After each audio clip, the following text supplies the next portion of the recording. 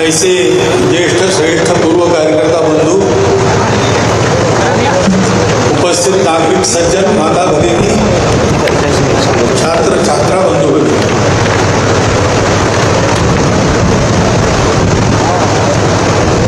बहुत परिश्रम के बाद कुछ प्राप्त करते हैं तो उसका आनंद होता है, और परिश्रम करने वाले उस आनंद के अधिकारी रहते हैं। विद्यार्थी परिषद, जिसमें काम करने वाले अधिकांश और मुख्यतः विद्यार्थी है। यद्यपि राष्ट्र पुनर्निर्माण के क्षेत्र में एक बड़े कार्य के अंग के रूप में शिक्षा जगत में शिक्षा परिवार की कल्पना लेकर विद्यार्थी परिषद काम करती है, और इससे प्राध्यापक बंधु अन्य प्रकार के सब रहते हैं, लेकिन मुख्य कार्य तो विद्यार्थियों के द्वारा चलता है। दिल्ली जैसे स्थान पर, महत्वपूर्ण स्थान पर एक अच्छा कार्यालय बनाना जिन संगठनों में गृहस्थ कार्यकर्ता है उनको भी बड़ी मुश्किल का काम होता है। ऐसे में विद्यार्थी कार्यकर्ताओं की मेहनत के आधार पर समाज में इतने सालों के कार्य के कारण अपनी जो साख बनी है उसके आधार पर थोड़ा बहुत, कार्यकर्ताओं की मेहनत के आधार पर समाज में इतने सालों के कार्य के कारण अपनी जो साख बनी है उसके आधार पर थोड़ा बहुत सहयोग प्राप्त करते हुए ऐसा कार्यालय खड़ा करना, ये वास्तव में एक उपलब्धि मानी जाएगी और हम उसको मान रहे हैं, और उस आनंद के हम अधिकारी हैं।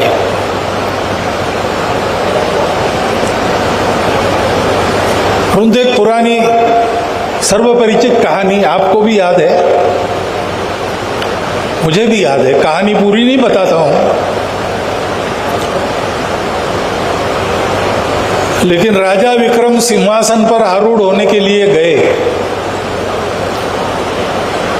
तो 32 पैड़ियां सिंहासन की थी। एक एक को चढ़ते समय वहां जो एक धातु की गुड़िया लगी थी वो सजीव हो उठी और उसने प्रश्न पूछा कि राजा, तुम सिंहासन पर चढ़ने चले जा रहे हो, लेकिन मालूम है क्या इस सिंहासन पर बैठने वालों ने क्या क्या किया था, कैसे वो थे? और फिर 32 पैड़ियों की 32 कहानियां बनती है। कथा तो आपको सबको पता है। ऐसे अभी सब सुन रहा था तो मेरे मन में विचार आया कि हमने इस कार्यालय का नाम यशवंत रखा है। यशवंतराव जी के जन्म शताब्दी वर्ष में हम इस कार्यालय को उद्घाटित कर रहे हैं। वो जिस प्रकल्प के अध्यक्ष रहे, बताया पद्मनाभ आचार्य जी का और परांश पी जी का प्रवास हुआ। उत्साह रहता ही है तरुण कार्यकर्ताओं में। तो देखने के बाद कुछ विचार भी मन में आया, उसको चालना भी मिली सहाय जी के प्रश्न से, और योजना बनाकर आकर मुंबई में बताया कि ऐसी ऐसी योजना है। छात्र वहां से आएंगे, बड़ी संख्या में आएंगे, घरों में रहेंगे, इधर उधर घूमेंगे, इसमें खर्चा होगा, इसमें कार्यकर्ताओं को लगना पड़ेगा, कुछ विचार विनिमय पहले हुआ है, नहीं हुआ, ये सारे प्रश्न उपस्थित न करते हुए राष्ट्र की भावनात्मक एकात्मता के लिए अत्यंत महत्वपूर्ण एक कार्य है, वो उपयोगी है, ये समझकर तुरंत उसके लिए आवश्यक तैयारी वगैरह करना, कार्यकर्ताओं में उत्साह भरना, कैसे होगा, क्या होगा, नया काम करते समय मन में रहता है, वो हटाकर आत्मविश्वास भरना, ये सब काम उस समय यशवंतराव जी ने किया। उस सील प्रकल्प के नाम पर यह इमारत बनी है और ये विद्यार्थी परिषद का कार्यालय है, जिसके बोध वाक्य में ज्ञान, शील और एकता है। आनंद बहुत होता है, कभी कभी याद नहीं रहता है।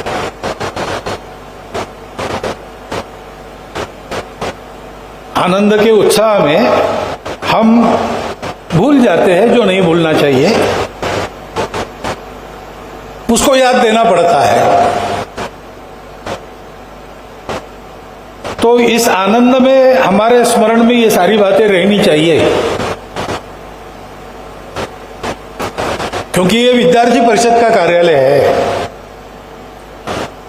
और जैसा बार बार यहां कहा गया कि ये कार्यकर्ताओं की भावनाओं का आलय है।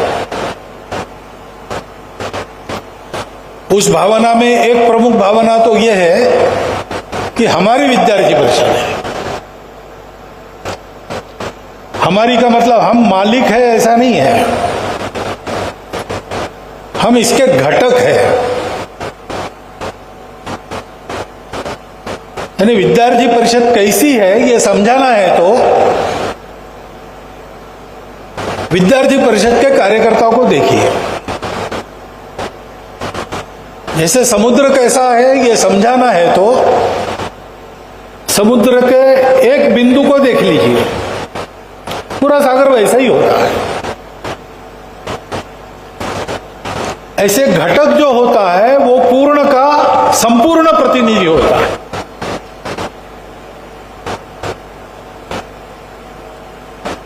पूर्ण के सारे गुणधर्म उसमें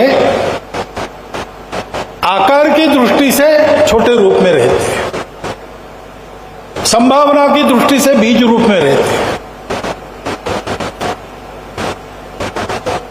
और घटक वह भी होता है जो घटन करता है यानी गढ़ता है। विद्यार्थी परिषद कार्यकर्ताओं के द्वारा गढ़ी गई है। विद्यार्थी परिषद का इतिहास आपने देखा होगा तो आपको पता चलेगा कि उद्देश्य निश्चित था।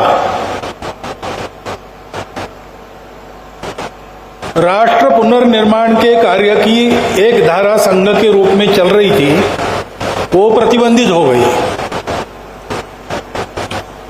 और उस कार्य में बाधा आने लगी। और जो संघ के स्वयंसेवक महाविद्यालयों में थे उनको लगा कि इस अवसर का लाभ लेकर जैसे दीप बुझा देते हैं तो अंधेरा अपने आप छाने लगता है, वैसे अराष्ट्रीय प्रवृत्तियां भी छात्र जगत में प्रभावी हो जाएगी। ये नहीं होना चाहिए। राष्ट्रीय विचार का वातावरण बने रहना चाहिए और उस राष्ट्रीय विचार के आधार पर परस्पर अपनत्व को जगाकर देश का प्रत्येक घटक जोड़ने का काम चलते रहना चाहिए। इस विचार से विद्यार्थी जगत में ये काम शुरू हुआ।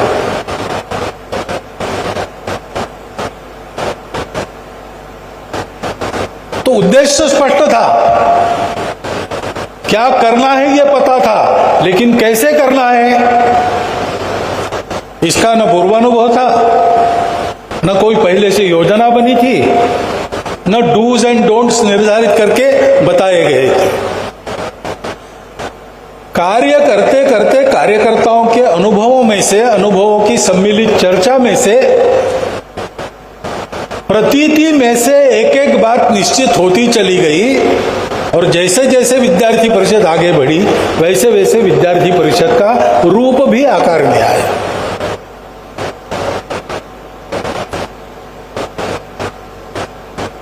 तो गढ़ने वाले कार्यकर्ता है हमारी विद्यार्थी परिषद, यानी विद्यार्थी परिषद के हम अंश मात्र लेकिन संपूर्ण प्रतिनिधि है।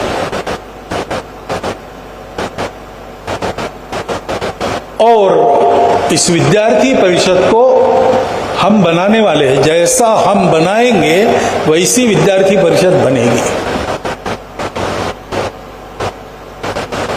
तो जब कार्यालय बनता है तो उसका आनंद बिल्कुल ठीक है, हम उसके अधिकारी हैं, लेकिन साथ साथ ये जिम्मेवारी आती है, क्योंकि कार्य का तो प्रचंड विस्तार हो गया है।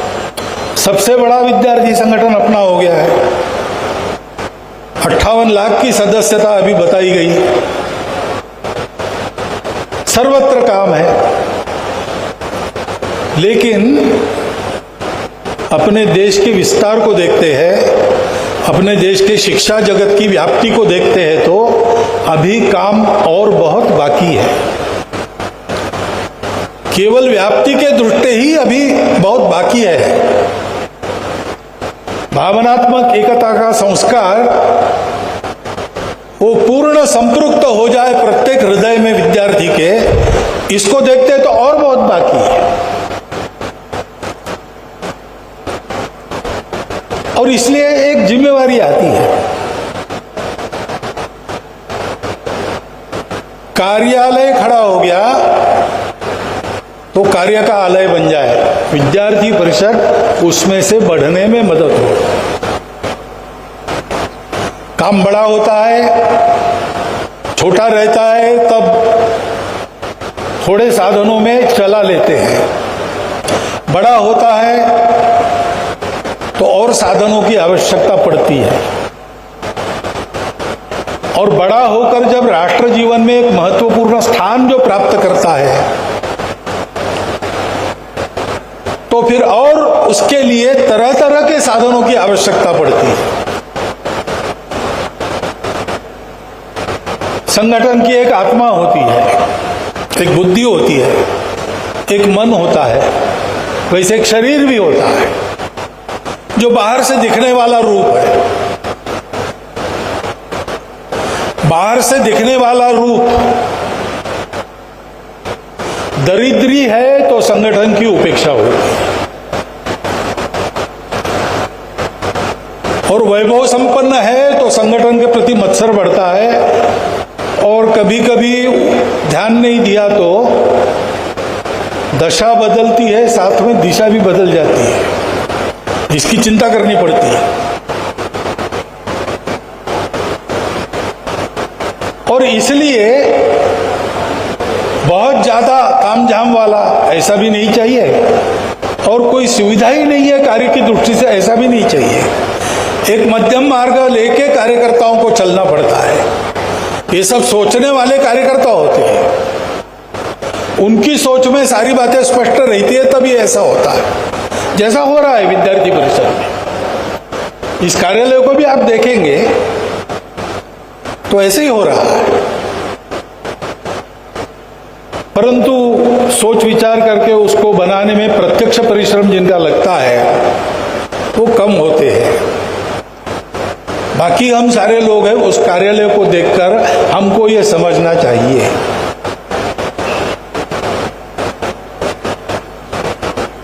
दिखने वाला भवन बहुत वैभव संपन्न न हो, और इतना बड़ा 58 लाख सदस्यता वाला अखिल भारतीय संगठन अब उसमें अपने देश के अन्य अन्य विचारों के लोग भी नहीं देखते, देश विदेश के लोग भी देखने लगते हैं। तो देखने पर उनको और देखने की इच्छा हो, इतना कम से कम भद्र चाहिए, ऐसा विवेक है। परंतु ये सारा विचार इसके साथ है, ये हम बाकी लोगों को समझना चाहिए, क्योंकि कार्य आगे ले जाने का काम हमको करना है। इस कार्य की आवश्यकता बहुत है। अपने देश के भाग्य में कुछ कुछ परिवर्तन आ रहा है। विश्व के समय में भी कुछ परिवर्तन दिखाई देता है। 2000 वर्षों तक तरह तरह के प्रयोग अपने अधूरे आधार पर की हुई दुनिया थक गई है, लड़खड़ा रही है, और वो भारत की ओर देख रही है कि हमने दो रास्ते दोनों पर चल के देख लिया, विफलता ही हाथ लगी, पूर्ण सफलता मिली नहीं। सुविधा मिली, साधन मिले, लेकिन संतोष समाधान नहीं मिला। अब एक ही आशा है भारतवर्ष, भारतवर्ष की तरुण पीढ़ी के मन में भी मैं देखता हूं कि एक बात जगी है कि हम अपने देश को अच्छा देश बनाएंगे, सिरमौर देश बनाएंगे। ये है, ये अत्यंत अनुकूलता है, लेकिन इसको करना कैसे? विचार के क्षेत्र में, संवाद के क्षेत्र में अभी तक जो देखा है उसमें दो रास्ते दिखाई देते हैं जो अयशस्वी हुए। तीसरा रास्ता बताना है तो तीसरा रास्ता है, कारगर है, ये दिखाने वाले कुछ मॉडल्स खड़े करने पड़ेंगे। इतने दिन हम उसी अधूरे विचार के आधार पर शिक्षा में पोषित हुए, उसके हमारे विचार बन गए। डीकॉलोनाइजेशन हम कहते हैं, लेकिन हम कहने वाले हैं वो भी थोड़े थोड़े कॉलोनाइज होके आए हैं।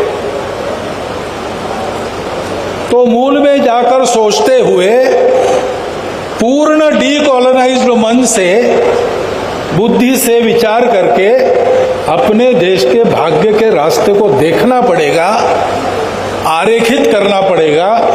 उसके आधार पर हमको अपने प्रयोग करने पड़ेंगे। और ये काम कौन कर सकता है? अधिक उत्तम रीति से तरुण कर सकता है। सौभाग्य से उसमें आज ये उमंग भी है। यह देश बनाएंगे ऐसा, आजादी जिसमें खिलती हो, फिर शांति सुमति उन्नति सरिता पग पग आकर मिलती हो। इस प्रकार का देश बनाने की आकांक्षा तरुणों में है। प्रतिभा का नवोन्मेष है, उत्साह है, परिश्रम की क्षमता है। दिशा चाहिए। दिशा के लिए जो ज्ञान चाहिए वो ज्ञान चाहिए, और वो ज्ञान आता है एकता में से। हमारी दृष्टि एकता की है। बहुत घूम फिर के आज विज्ञान भी वहां पर आ रहा है। वो भी कह रहे हैं कि everything started with A pre existing universal consciousness. हम जो कहते हैं सर्वम खल्विदम ब्रह्मम, इसका ये अंग्रेजी भाषांतर है। विज्ञान भी उधर घूम कर आ रहा है। हमारे पास वो ज्ञान है, लेकिन उस ज्ञान को पाने के लिए एकता की जरूरत है, एकात्मता की जरूरत है। उसका निर्देश हमारे संविधान में है, भावनात्मक एकात्मता।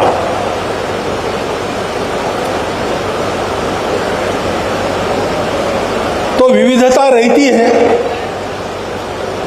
प्रकृति के कारण भी विविधता रहती है, लेकिन एकात्मता की भावना है तो विविध स्वभावों के लोग, विविध भाषाओं के लोग, विविध पंथ संप्रदायों के लोग, विविध जाति उपजाति के लोग इकट्ठा एक राष्ट्र के नाते अपने राष्ट्र को बढ़ाकर विश्व कल्याण में लगाते हैं। क्योंकि हमारे राष्ट्र की सनातन दृष्टि वो भी एकता की ही है। हम कहते हैं वसुधैव कुटुंबकम।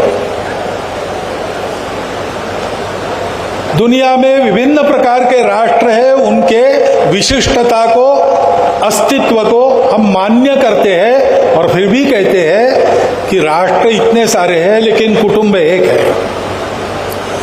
ऐसे अपने देश में अनेक भाषा, अनेक प्रांत, अनेक जाति पाति, अनेक प्रकार के खान पान, रीति रिवाज, पंथ संप्रदाय, सब कुछ है, लेकिन हम एक देश एक जन है, हम एक राष्ट्र है। और विदेशियों के बनाए हुए राष्ट्र नहीं है हम।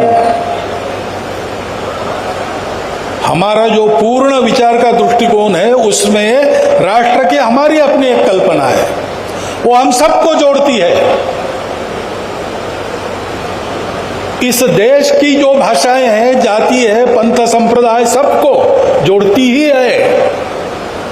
लेकिन अगर बाहर से कुछ आता है तो उसमें जो भद्र है उसका स्वीकार करके, कुछ अशुद्धि है तो उसको ठीक करके उसको भी आत्मसात करने का सामर्थ्य ये हमारी भावना रखती है। उस भावना के आधार पर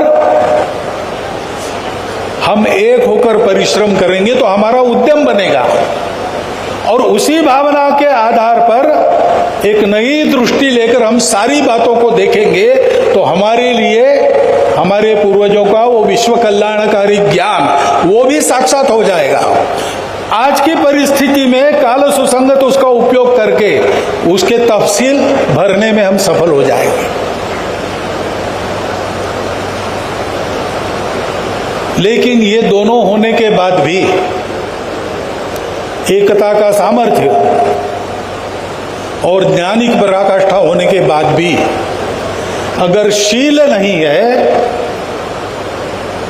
तो ज्ञान का उपयोग अपने प्रभुत्व को बढ़ाने के लिए, अपने अत्याचार को चलाने के लिए होता है। ये हमने इतिहास में और वर्तमान में कई बार देखा है।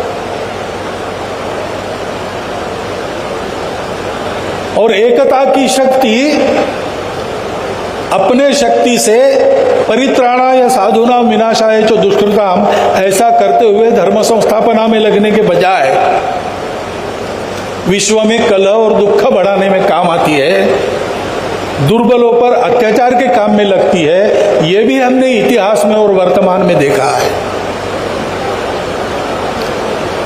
इस सबसे मुक्ति चाहिए तो शील, हमारा बोधवाक्य है, ज्ञान चारित्र्य एकता। वो चारित्र्य, वो शील, इसका सबसे बड़ा महत्व है। विद्यार्थी परिषद एक विद्यार्थी संगठन है। विद्यार्थी संगठन जो जो करते और करना चाहिए वो सब विद्यार्थी परिषद करती है, परंतु ऐसा करने में भी उसकी एक विशिष्टता है। और सबसे अलग अनुभव विद्यार्थी परिषद में छात्रों को आता है। मैं भी रहा हूं छात्रावस्था में, और आज विद्यार्थी परिषद में आने वाले नए छात्रों के अनुभव भी सुनता हूं। इसका कारण क्या है? एकता की हमारी दृष्टि नई नहीं है, वो तो सनातन काल से चलती आई है, और बहुत लोगों ने उसका वर्णन किया है, बहुत लोगों ने उसके लिए काम किया है, वर्तमान में भी। उसमें हम पहले नहीं है।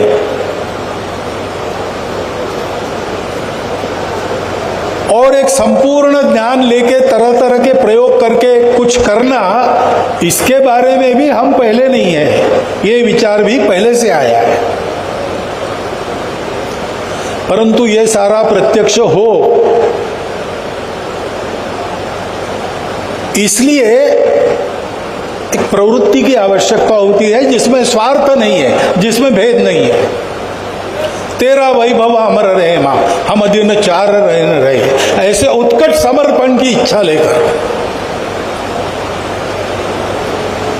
जब आदमी उद्यम करता है तब वो उद्यम देश को और विश्व को लाभकारी होता है। उस शील का एक अनुशासन होता है। उस अनुशासन की पालना के लिए अपने नित्य क्रियाकलापों में उसकी आदत रखनी पड़ती है। अपने और अपने साथियों के ऐसे आचरण से एक वातावरण बनाना पड़ता है जिसमें समाज भी अपने आचरण को लेकर चलता है। विद्यार्थी परिषद का छात्र जगत में, शिक्षा जगत में चलने वाला काम समाज परिवर्तन का साधन बनेगा कैसे? तो विद्यार्थी परिषद एक संगठन के नाते और विद्यार्थी परिषद के एक कार्यकर्ता, विद्यार्थी परिषद के कार्यकर्ता के नाते, व्यक्ति के नाते उदाहरण बनेंगे जिससे वातावरण बनेगा। यह नित्य जीवन में जीवन भर करने का काम है। जीवन भर करना है तो आदत चाहिए। अनेक प्रकार के मोह आकर्षण सामने आते हैं, अनेक प्रकार के भय बाधाएं अपने रास्ते में उपस्थित होती है। उपेक्षा हो, प्रतिकूलता हो, अनुकूलता हो। उदये सविता रक्तौ रक्तश्च अस्तमने तथा। सूर्य उदय में भी और अस्त में भी रंग उसका एक होता है। संपत्तौ च विपत्तौ च साधु नाम एक रूप। जो अच्छे लोग होते हैं, शीलवान लोग होते हैं, संपत्ति के काल में या विपत्ति के काल में उनका आचरण समान होता है। आचरण उस शील की अभिव्यक्ति है, चारित्र्य उस शील की अभिव्यक्ति है, उसको तैयार होना पड़ता है। ये सारी बातें विद्यार्थी परिषद ने आज तक बहुत कायदे से सुरक्षित रखी है अपने संगठन में, और हम सबको ऐसा करते समय मिलकर चलना पड़ता है। दुर्जन जितने जल्दी इकट्ठा होकर काम करने लगते हैं, सज्जन उतनी ही देर लगाते इकट्ठा आने में। ये स्वभाव सज्जनता का है, ऐसा कहते हैं। लेकिन आदमी जोड़ने की अपनी जो कला है, उससे हमने ये भी बात गलत सिद्ध कर दी है। वो आदमी जोड़ने की कला कैसी थी, उसका प्रत्यक्ष उदाहरण यशवंतराव जी थे। उनके गौरव समारोह में बाबा साहब ने, संघ के तृतीय सरसंघ चालक जी ने ये कहा था कि प्रोफेसर यशवंतराव केळकर डॉक्टर हेडगेवार कुलोत्पन्न है। इस एक वाक्य में उनका सारा परिचय आता है। जैसे लोग मिले वैसे लेकर, उनको जैसा चाहिए वैसा बनाकर जीवन पर्यंत वो एक होकर चलते रहे, और ऐसे एक होकर चलने वाले अनेकों को बनाए। ऐसा उनको बनाने वाले जैसे डॉक्टर हेडगेवार थे, वैसे यशवंतराव केळकर भी थे।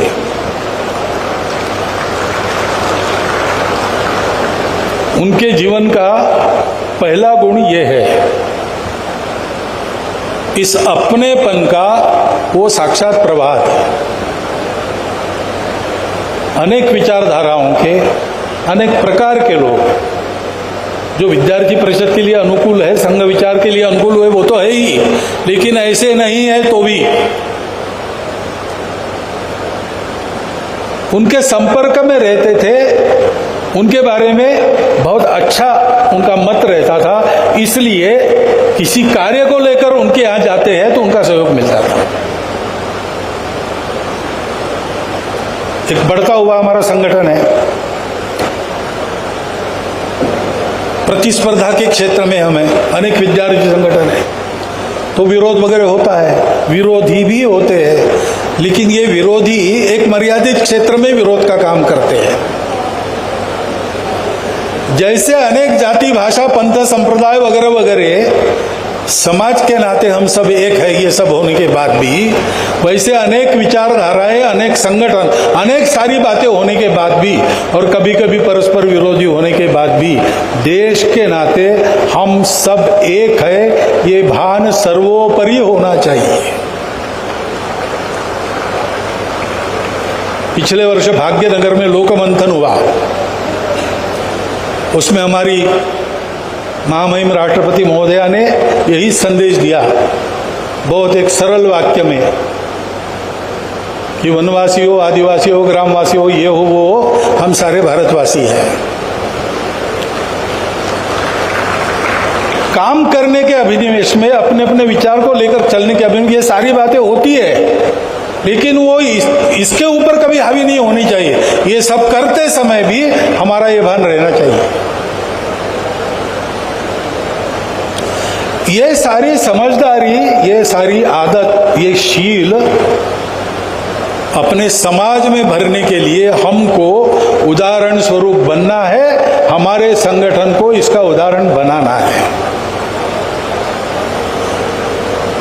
यशवंतराव जी केळकर, उनकी शताब्दी हम मना रहे। 100 साल के पहले उनका जन्म हुआ, कुछ दिन रहे, जरा जल्दी चले गए, लेकिन वो गए, उनके जैसे आज भी है, ये होना चाहिए। तेजोमय प्रतिबिंब तुम्हारे स्वयं सिद्ध अगणित निकले हैं, ये दिखना चाहिए। उनके कार्य की यही सार्थकता है, और ये दायित्व हम पर आता है जब उनके नाम से हम कार्यालय बनाते हैं।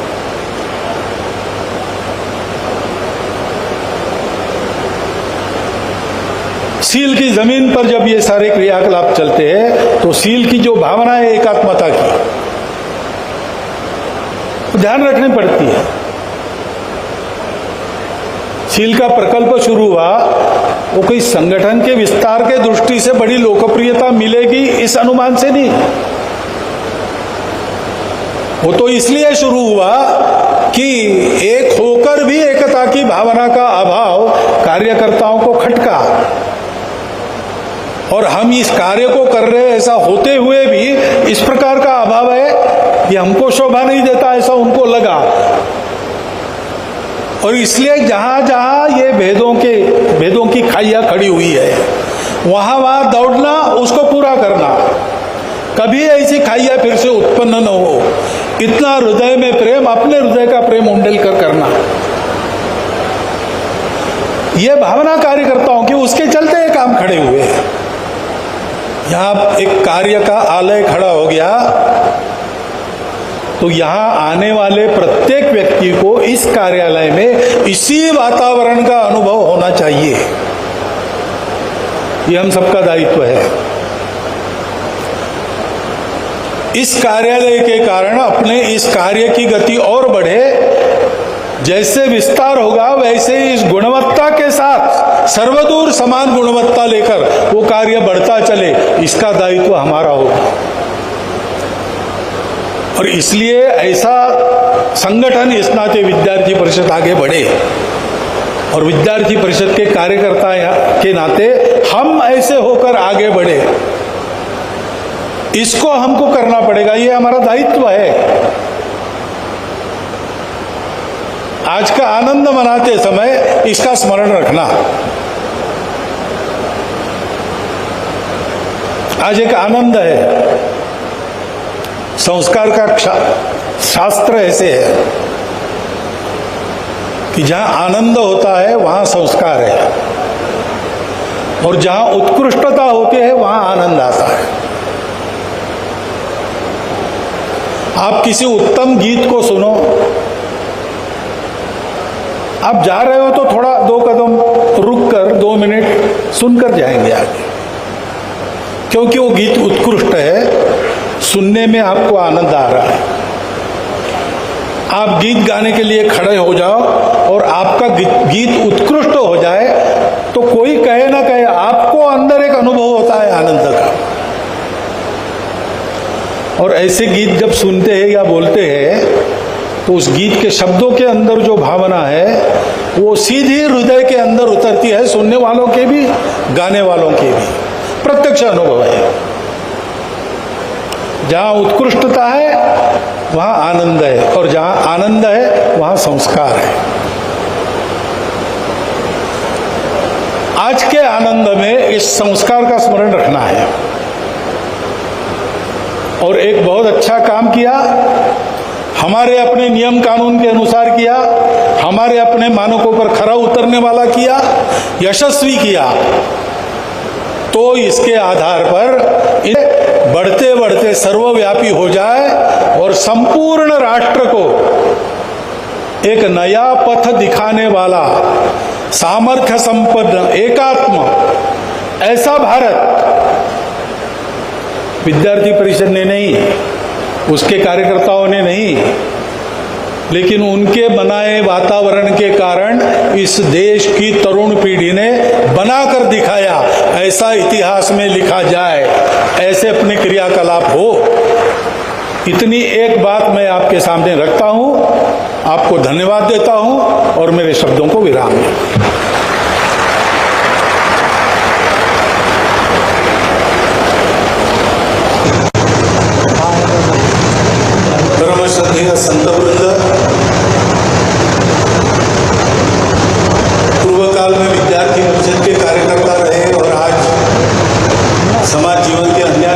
में सक्रिय होकर कार्य कर रहे हैं, ऐसे ज्येष्ठ श्रेष्ठ पूर्व कार्यकर्ता बंधु, उपस्थित नागरिक सज्जन, माता भगिनी, छात्र छात्रा बंधु,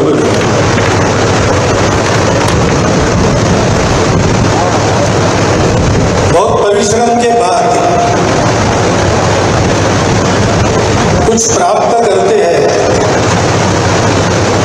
तो उसका आनंद होता है, और परिश्रम करने वाले उस आनंद के अधिकारी रहते हैं।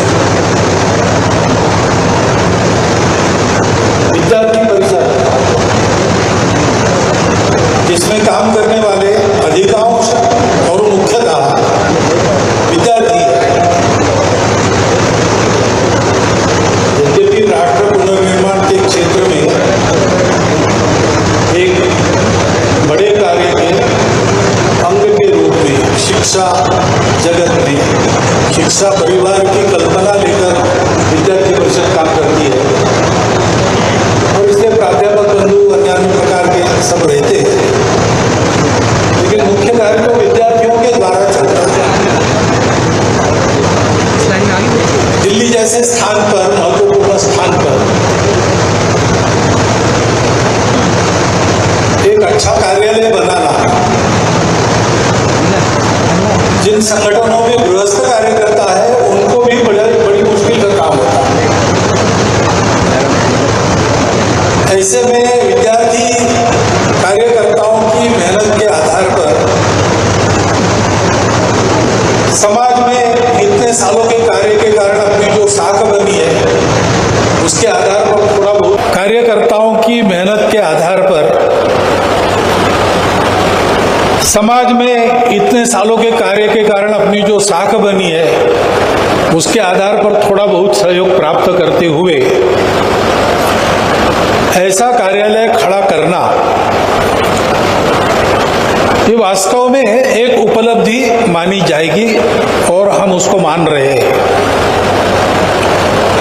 और उस आनंद के हम अधिकारी हैं।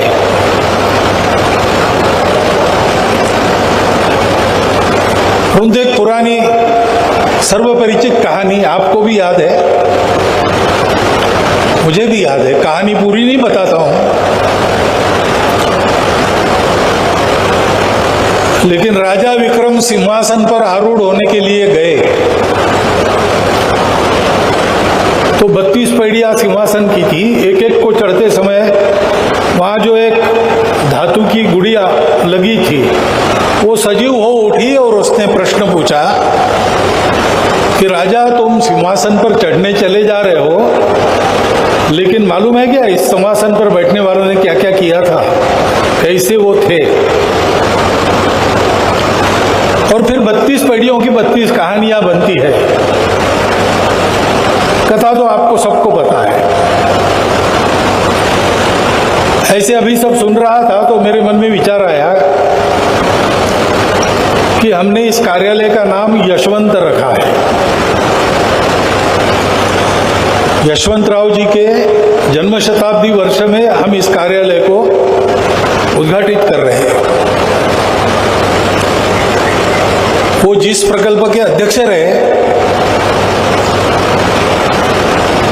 बताया पद्मनाभ आचार्य जी का और परांजपे जी का प्रवास हुआ। उत्साह रहता ही है तरुण कार्यकर्ताओं में।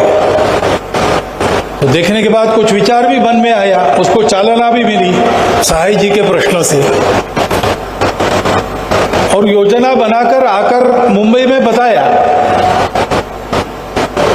कि ऐसी ऐसी योजना है।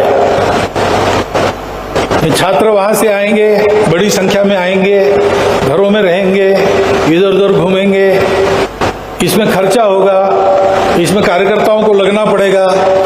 कुछ विचार विनिमय पहले हुआ है, नहीं हुआ। ये सारे प्रश्न उपस्थित न करते हुए राष्ट्र की भावनात्मक एकात्मता के लिए अत्यंत महत्वपूर्ण एक कार्य है, वो उपयोगी है, ये समझकर तुरंत उसके लिए आवश्यक तैयारी वगैरह करना, कार्यकर्ताओं में उत्साह भरना, कैसे होगा, क्या होगा, नया काम करते समय मन में रहता है। वो हटाकर आत्मविश्वास भरना, ये सब काम उस समय यशवंतराव जी ने किया। उस सील प्रकल्प के नाम पर यह इमारत बनी है और ये विद्यार्थी परिषद का कार्यालय है, जिसके बोध वाक्य में ज्ञान, शील और एकता है। आनंद बहुत होता है, कभी कभी याद नहीं रहता है।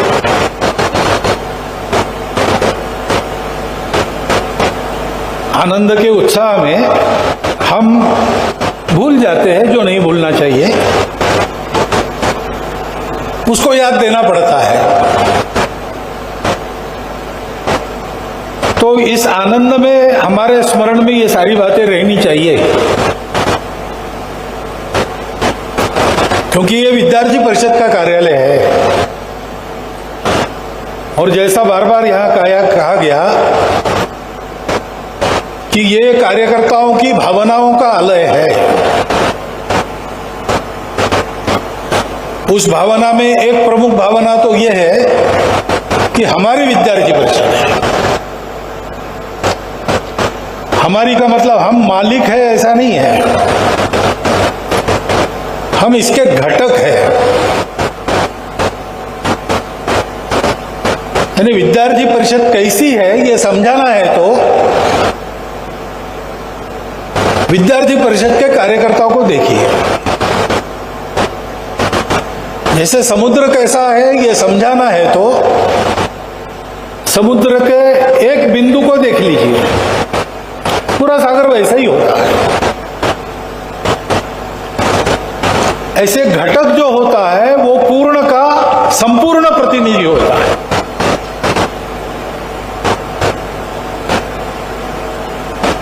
पूर्ण के सारे गुणधर्म उसमें आकार की दृष्टि से छोटे रूप में रहते हैं, संभावना की दृष्टि से बीज रूप में रहते हैं। और घटक वह भी होता है जो घटन करता है, यानी गढ़ता है। विद्यार्थी परिषद कार्यकर्ताओं के द्वारा गढ़ी गई है। विद्यार्थी परिषद का इतिहास आपने देखा होगा तो आपको पता चलेगा कि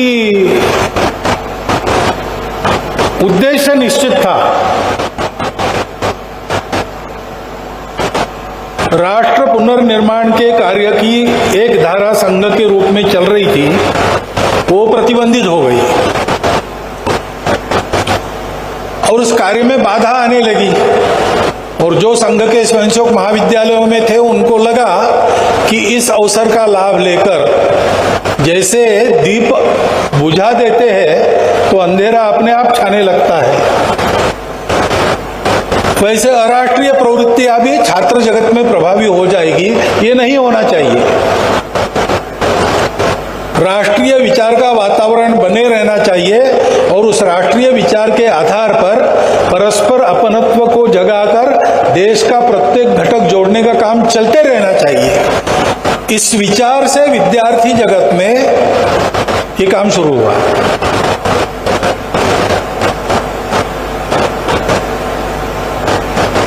तो उद्देश्य स्पष्ट था, क्या करना है ये पता था, लेकिन कैसे करना है इसका न पूर्वानुभव था, न कोई पहले से योजना बनी थी, न डूज एंड डोंट्स निर्धारित करके बताए गए थे। कार्य करते करते कार्यकर्ताओं के अनुभवों में से, अनुभवों की सम्मिलित चर्चा में से, प्रतीति में से एक एक बात निश्चित होती चली गई। और जैसे जैसे विद्यार्थी परिषद आगे बढ़ी वैसे वैसे विद्यार्थी परिषद का रूप भी आकार में आया।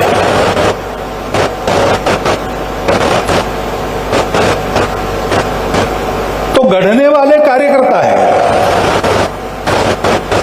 हमारी विद्यार्थी परिषद, यानी विद्यार्थी परिषद के हम अंश मात्र लेकिन संपूर्ण प्रतिनिधि है।